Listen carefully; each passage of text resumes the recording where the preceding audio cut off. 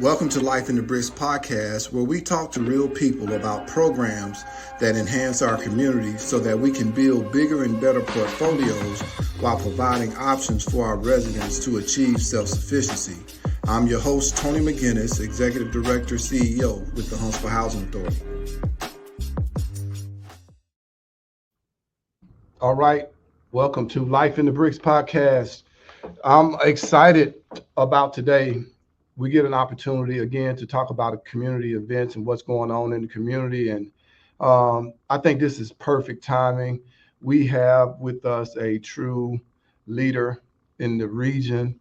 And I'm excited because I know many people in the community have heard about the Mill Creek Choice Neighborhood Partnership. And we could not do this without our special guest today. I've only known Eva for a short period of time, but the wealth of knowledge she has in the industry has been tremendous. And so I want to welcome Eve Mosby to the podcast today. Eva, thank you for being with us and just spending a little time with us. Welcome to the show. Well, thank you, Ms. McGinnis, for affording us this opportunity to be here, and I'm really excited about it. All right. Well, thank you. So we're going to jump right into the podcast. First of all, I just want to give you an opportunity to introduce yourself, let everybody know who you are, where you're from, and, just anything that you want to share on a personal level. Okay. Well, I'm Eve Mosby, and I have the pleasure of serving as the Regional Vice President of Urban Strategies. And I'm based out of Memphis, Tennessee, even though the company is based out of St. Louis, Missouri. I am from Batesville, Mississippi, a little small country girl. And now I reside in Memphis, been there over 40 years. And with this, I'm serving as, like I said, the regional vice president. I have Memphis, Tennessee, New Orleans, Louisiana, Winston-Salem, North Carolina, Durham, North Carolina, Syracuse, New York, Chattanooga, Tennessee, and last but not least, Huntsville, Alabama in my portfolio. So I have a wealth of companies that I'm working with, an organization, housing authority, and cities that I'm working with. That is awesome. So this is a question I'm gonna ask. Can I use some of your frequent flyer miles? Because I know you're going all over the place. So we definitely appreciate it. So how long have you been in the industry? How long have you been just doing what you do? Okay, well, let me take you back just a little bit. I started my career as a Department of Human Services, actually in Sardis, Mississippi, worked there for 2 years and then moved to Memphis and started working there in this work. And I worked there for 27 years. And I started out as a frontline staff and became the director there. After 27 years, I retired and then I started working for workforce development.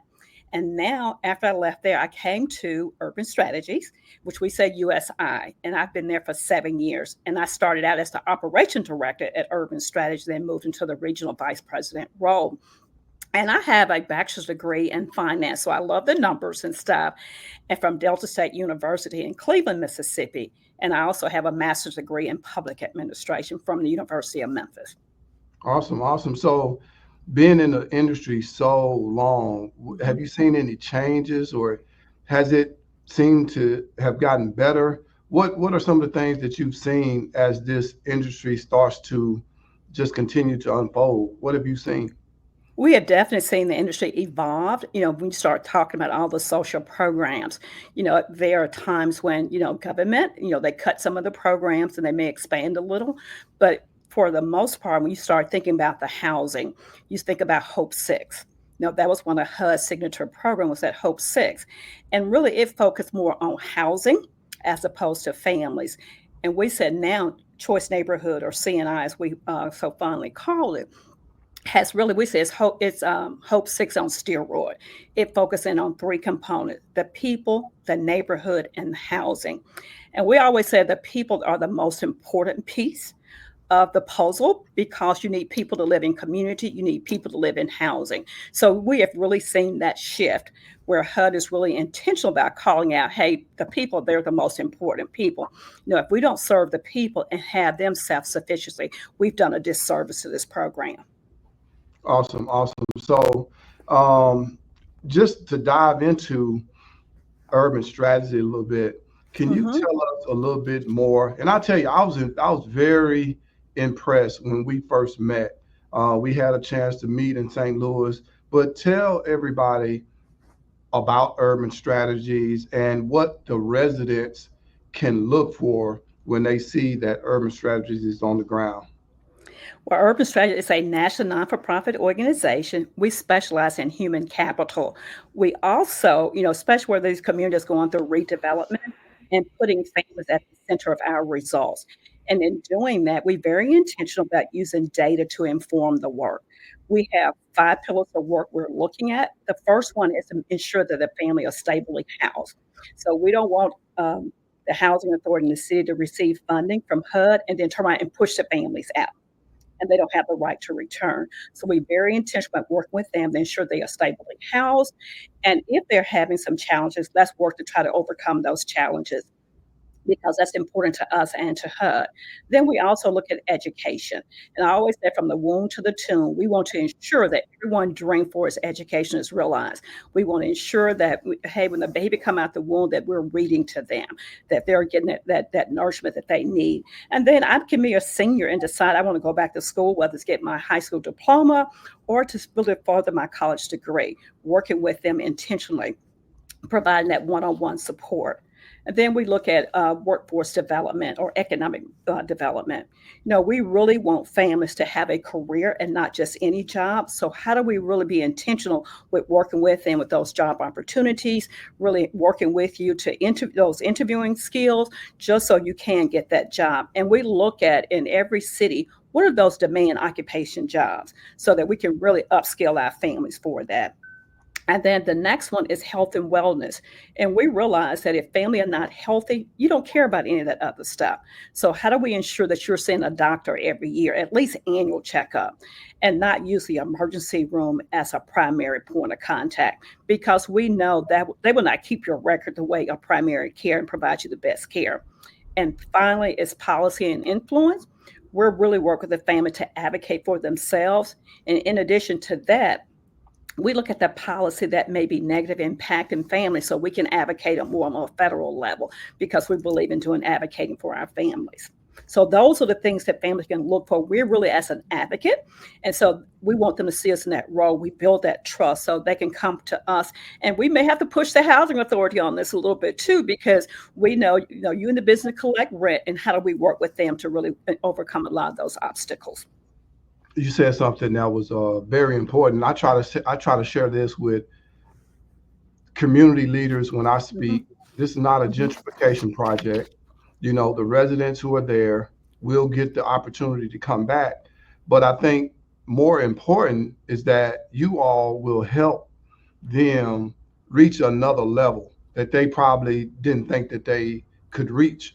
And this is no blight to any nonprofit, but I think y'all do that so well because y'all are very intentional about that. And I can remember hearing some statistics when we were in St. Louis about how a family started at one level and then within a few years they were at another level. And that's important because in order for families, especially in a place like Huntsville, they got to have that continual growth if they're going Mhm. to be able to live. And then I think the third thing that y'all really do a great job of is really helping residents understand this is not just an opportunity for you to get another house, free housing, and you don't have any responsibilities. Just being intentional about that is very important. So, man, I'm excited about it because I truly believe that we really haven't had the focus in this community like we need to, especially on not only stabilizing families but getting them to go to the next level. Because if they can't go to the next level, man, they're just gonna get left behind. So we definitely appreciate. So how long has Urban Strategies been in business? How long have y'all been doing this? Urban Strategies is 46 years of age. So, we're still fairly new, but, we have done some powerful work. And you talked about, really carrying the family to the next level. And I remember starting in Memphis. And with that, the average income when we applied for the CNI grant in 2015, it was only $6,000 per family. That's no money to live off of. And today, that income is over $26,000 annually. So that's a huge investment in that short period of time. So we continue to work with the families. And in addition to that, our what I call our targeted school there, we've had 100% graduation rate every year except for 1 year, and that was during that pandemic. So we are intentional, and we really do focus on the families and ensuring that the kids in a kindergarten, ready to learn, and how do we really, put forth those efforts to work with them. You know, you also do a great job of hiring potential residents and people from the community. How important is that for you all? That's really important for us. I always say I have that regional purview, but however, when we start hiring, we hire locally because we really believe, we're putting the money back in the community. When you hear about there's a $50 million grant and toward the people, there's a $10 million. Well, most of that money is going right back into the community because we're hiring locally. When I said locally, that's that regional. Yes, you'll see me, from that national level, but then too, when we start hiring the senior project manager, the family support specialist or case managers, most people call, they're coming from the community. And in addition to that, we always hire residents to work with us. And according to the grant, we have two allocated in this role. They may not both start at the same time, but sometime next year we'll start hiring those. We have two family support specialists that's slated to start on Tuesday. And we're interviewing both the other positions. So we're really excited that we'll have, families from that community there, individuals from that community there on the ground, ready to work, serve that community.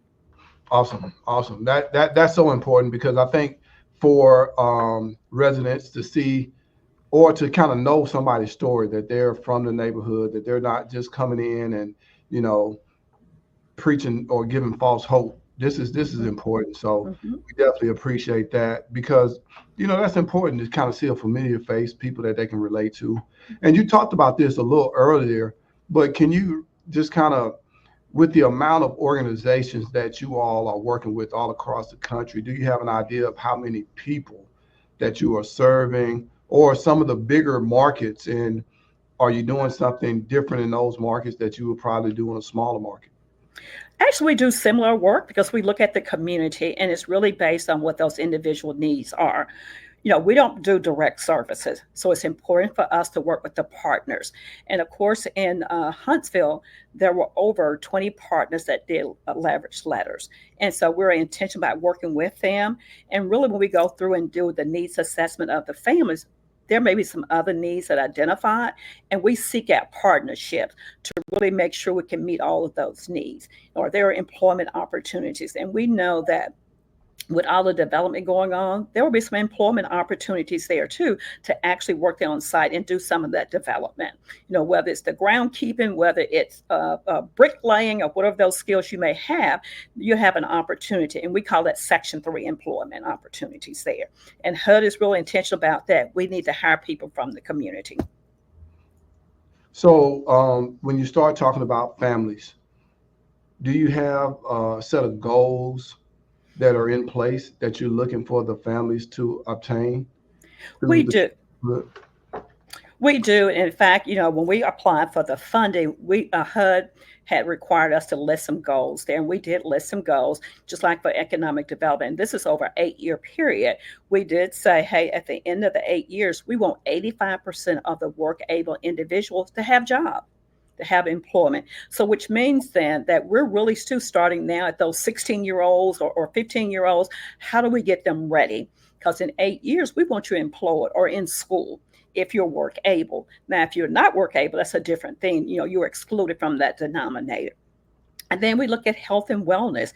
We want 90% of the individual, to have health insurance. And we know with the market, sometimes if you're not employed, it's a little bit more challenging to have health insurance, especially if the ACA is not open. And then we look at that education is so huge for us too. And we want 100% of the children, the babies, to be enrolled in some type of early learning program, whether it's in a formal education or a formal program, or with an in-home program. So we're really, those are the things we're looking at. And then how do we reduce truancy? How do we ensure that the families, the children are in school and they're ready to learn? So just being that intentional you can see why you all have the success rate that you have, because again, making sure that children are going to school, making sure that you're not just coming into a community and then 8 years later you don't know anybody, but making sure that these individuals that you'll be serving, 85% of them will be working if they're able to work. See, those are elements that I think the community needs, and I think we do a decent job of that, but we have a hard time, I think, tracking the success of the individuals because we're so heavy in just making sure that we're meeting the needs of people who come in and out of the community. But because you all pay attention to detail and you have to track these individuals that are in this program, that creates a level of success that I don't think many people really understand. So I can definitely appreciate that. Do you have any success stories that really just kind of come to mind real quick that you would like to talk about that you want to share? I can. And in fact, I can share that there was a young lady in Memphis. I'm going to say Memphis because I really invest in that community as well, in all of my community. Let me go back first and say that you hear me say our residents or our tenants because they become part of ours. When we're in the community, they're our families as well. So it's not that, hey, that's your tenant. They're ours as well. And so I think about a young lady in Memphis that she became the manager of the housing, not the housing, but the contractor. So she was the gatekeeper there, and she started out as one of our residents. And she went into a market rate. So, that's what we wanted to do, to see the families move along. We've had several families to become homeowners. If we look across our market, and especially in Baltimore, Maryland, we have a lot of families gone through a home ownership program, went into home ownership. And we recognize home ownership is not for everyone, but how do we work with you if that's your desire? And then two, we talk about that financial literacy too, because that's so important. How do you manage your money? I always say you can make $1 million and you spend $1,000,001, you still broke. So how do you learn to manage the money that you have? And understanding, what money is all about. Like I said, I love finance, so I want to track that too. How do we work with organization to provide those skill sets to families? And like I said, we look around, we see a lot of our families, they got those employment opportunities. We had a really great relationship with FedEx when we first started in Memphis, where they agreed to hire 50 of our families. They didn't go to a drug screening. They didn't have to have a high school education. And when we did that, they said their retention rate was better than the market that they had. So just really being intentional about working with employers, that's success for me. So how do we remove those barriers too? And that's one of the things we advocate. We want to knock the wall down. Let's remove these barriers so there's no impediment to the families being successful. When you talk about barriers, what are some of those barriers that you all have seen in communities like Huntsville, when you come into this community and everybody's talking about building and it's new and it's going to be this, and what are some of those real barriers that we have to look forward to trying to work to overcome? One of the things, and those are the things we've heard from the family, just talking with them there, you talk about transportation. They say the bus system is not the best. So for us now, how do we really get with the bus company and really have those bus lines that's suitable for the family, where the jobs are? And when I was there, I saw Amazon a little bit further out. So how do we ensure that we have those bus routes that our family can really catch the bus and return back if that's their mode of transportation? What's coming on around there as well that we can ensure they can have jobs there? And then we hear childcare. We always hear childcare is a barrier. So, there's an early childhood center there. How do we work with them to ensure that there are slots? So just advocating for those slots. And then, we look at the educational needs of the family. We know that Huntsville is a real progressive city. You have a lot of high-paying jobs there. So how do we get our families upskilled so they can qualify for some of those jobs? So really, you may have to start at the bottom, but then you're here. So how do we really work with you to ensure that you're upskilled for some of those jobs there? Awesome. So as you come into a community like Huntsville with a lot of partners, how do you all work with these partners without them feeling like they've been left out? how do we create that collaboration among existing partners and USI?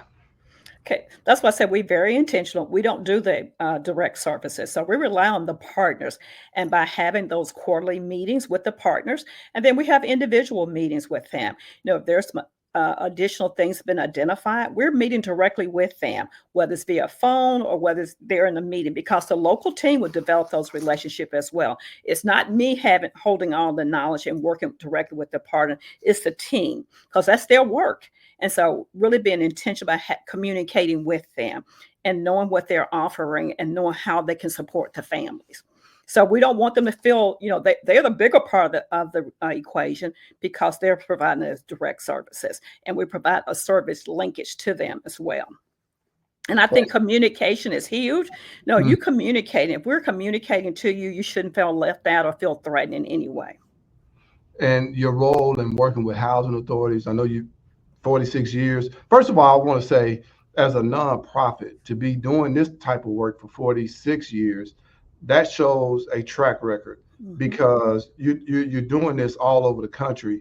And, we think about organizations that don't last 10 years, don't last 5 years, but to be doing this type of work for 46 years and still be one of the most sought after agencies is incredible. So I just tip my hat off to you all for being able to do that in such a unique way, because it's very needed. And so as your role with the housing authorities, and for me personally, I feel like it gives us another stronger partner, a strong partner to go out there. And I grew up in public housing, so I feel like I have a blueprint, but having a partner that is very intentional, like we are as an agency now, is so important. So how do you enhance the relationship with housing authorities across the country in the work that you all do together?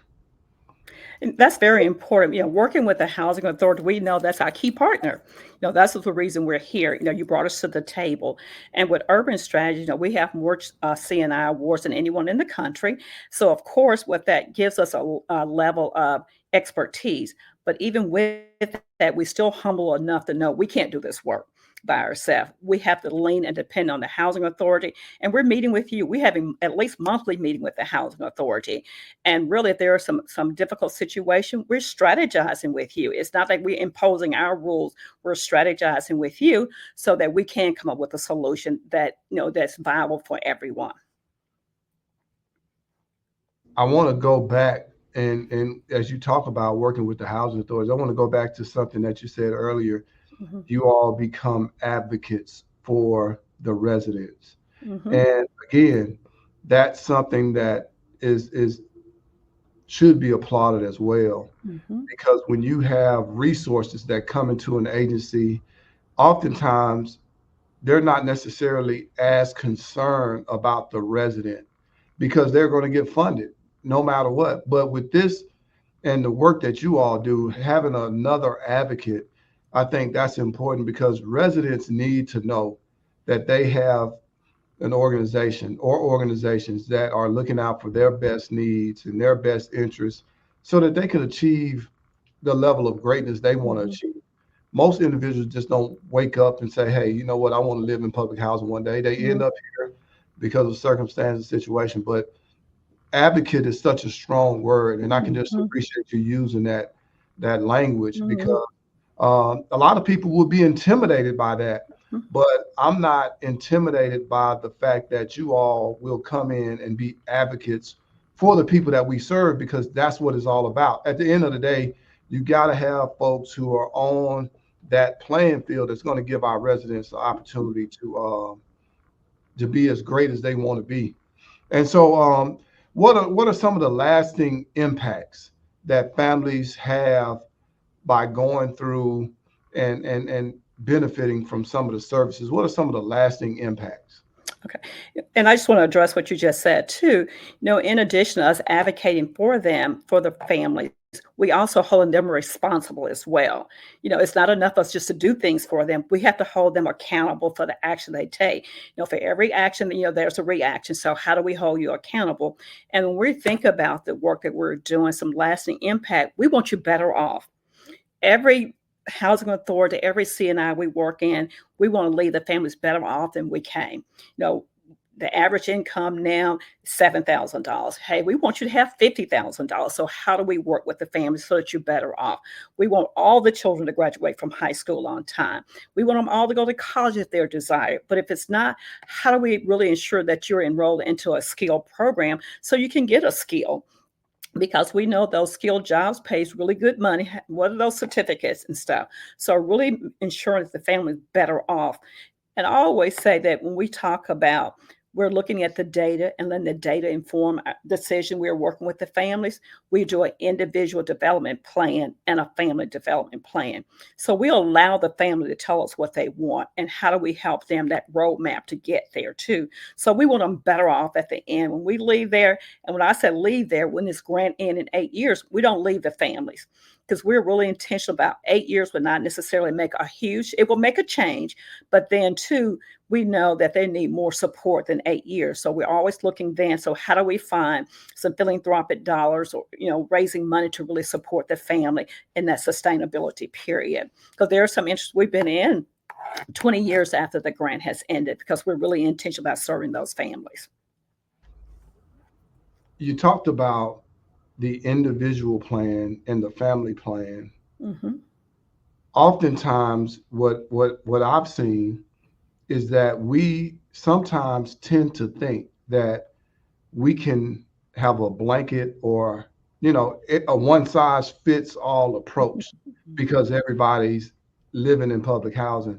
Can you just kind of talk about that plan and what that, I know it varies from families, but the individual and the family plan, I feel like that's so important. So I want to talk about that just for a minute. Okay. When we meet with the families, especially the head of household, and typically it's the mother, then you tell us what you want. If you say, hey, I want to get my high school diploma, we're really working with you on that. If you say, I want my child, to really be successful in school, we're working with you on that because we're working closely with the school district as well. We're getting reports from the school district, how this child progresses. If they have a behavioral problem, they're communicating that with us so we can advocate. And I can tell you a story in Memphis where when they developed the housing and families would say, that's our foot home kids. But really then my education specialist went and advocate for that. You don't use that. That's not how you respond to a child.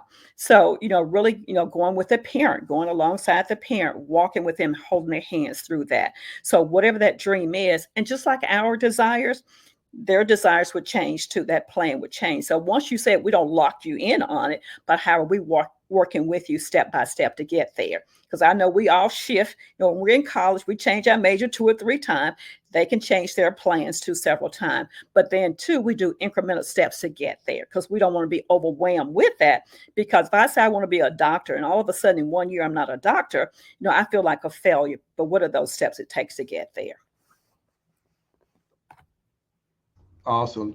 So anything that we didn't talk about that you want to share? I just say I'm looking forward to our team getting there, working with the families and really making a huge impact. And you will see the impact. I won't say the first year, but you will gradually start seeing the impact that it will have in Huntsville and on the community. You'll find families get really excited when they start seeing the redevelopment going on. That's always exciting when I know your first phase is on a vacant lot. So when you start seeing that vertical structure and when you start seeing people move in, it get really exciting. And one of the things about CNI or choice neighborhood, a family, they have a choice whether they want to stay there or, take a voucher and move off. Some will say, hey, I want to take that voucher and move off. I don't want to come back. But then oftentimes when they see that structure and they come back and they see all the amenities, they want to move back. And we want them to come back home if that's what they really want. But they have that choice. We don't force you to move and we don't force you to come back because there may be times too, you've gotten out there and you've gone into home ownership and that's definitely a win for you. Or you may say, I have a home now. I'm renting a house in the private market, so I want to stay there. That's up to that individual. So we don't lock you in until that last unit is built. Awesome. Well, Eva, this has been great. I appreciate you. Man, I know we can talk for hours about C&I and choice because I really feel good about this. I had some lived experience in Butler Terrace, and so to be able to see what's about to happen, and being one of those kids who grew up in the neighborhoods, not just like that, but across the city, just being able to know not only are we going to get better quality housing, but we're going to have people walking with us, helping us as we venture along this way. So thank you again for agreeing to do this. We're looking forward to working with you all as well. I'm sure that those who see this will have an opportunity to, get some of their questions answered. So we appreciate you for being willing, and we look forward to our partnership over the next 8 years together. So for those who are out there, please share this on all your social media platforms. Again, this is going to be a transformational process, not only for residents, but the housing and everything that's going to take place in the Mill Creek neighborhood. And we couldn't do this without Urban Strategy. So again, thank you, and we appreciate all that you do. Well, thank you for having me. And I do want to share that over 50% of our employees, they have lived experience. They grew up in public housing. So therefore, we have that firsthand knowledge as well. So I appreciate that. Awesome. So this has been another episode of Life in the Bricks. Please share this on all your platforms. We look forward to seeing you next time. Thank you.